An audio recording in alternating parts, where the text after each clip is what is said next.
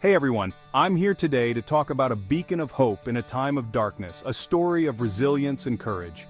It's about a leader who sees beyond the current struggles and envisions a future filled with freedom, peace, and prosperity.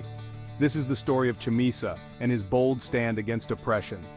In a world where the echoes of injustice are all too loud, where human rights are under constant threat by the ZANU-PF regime, Chamisa stands as a symbol of defiance and hope. He tells his supporters, "Freedom is coming." These three words aren't just a promise, they are a clarion call to all those who dream of a better tomorrow. But what does this freedom mean? For Chamisa, it's not just the absence of oppression, it's the presence of happiness, peace, pride, and prosperity. It's a vision where everyone can thrive, not just survive. Where voices that have been silenced for too long can finally be heard. Amidst reports of human rights violations, Chamisa's message resonates even more. He isn't just fighting for political change, he's fighting for the soul of a nation. For him, it's about transforming a landscape of fear into a garden of opportunities.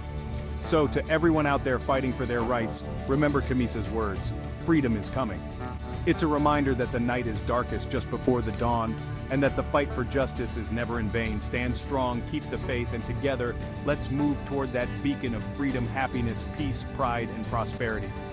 Thank you for tuning in, and let's keep pushing for a world where freedom isn't just a dream, but a reality for all.